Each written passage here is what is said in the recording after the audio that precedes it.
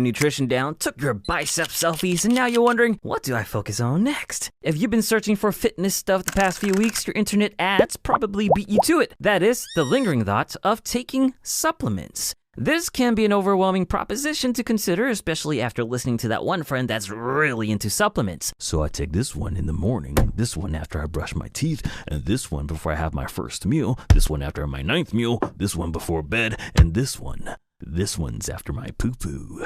To be completely upfront, if you're a beginner that's only been training for a few weeks or months, then don't let the ads fool you. You do not need 18 different black plastic jars to get in shape. The things that matter most are that you're training consistently, prioritizing healthy whole foods into your diet, getting enough protein, and getting enough sleep. These fundamentals go a long way.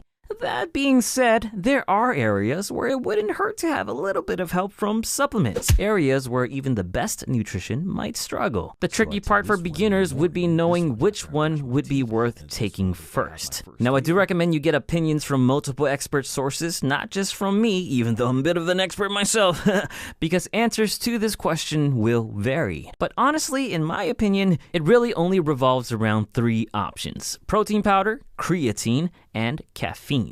Nothing else has more of an impact than these 3, and anyone pushing something else before these 3 probably have a financial interest in doing so. Not saying that's always the case, but be careful. But Mr. Picture Fat, what about Turkestan? Now, if I were to only choose one supplement to recommend, and only under the hypothetical scenario of me not having any information on you, because if I did, the answer might change, then my one recommendation would be creatine.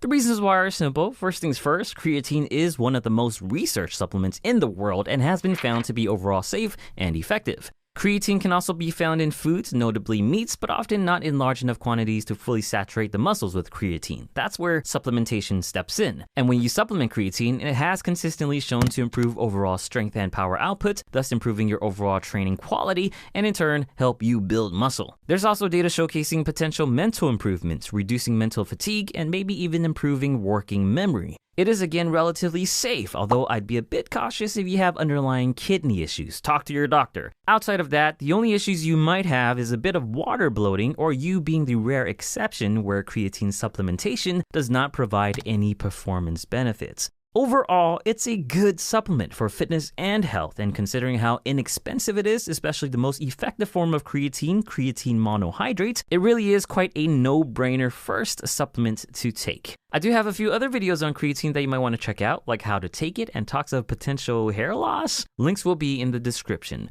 But Mr. Picture Fat, what about get your protein?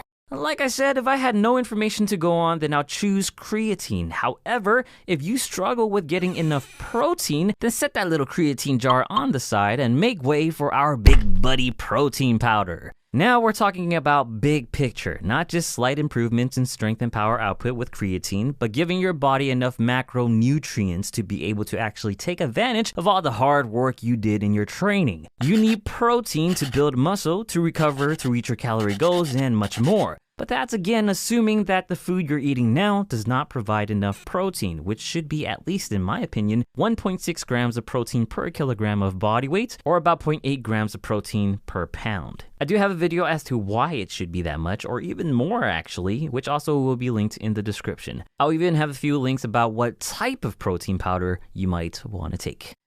But there you go. That's my take on choosing your first supplement. Creatine for those that have most of their nutrition figured out, and protein powder for all of us that can use a bit of help to get closer to that protein recommendation.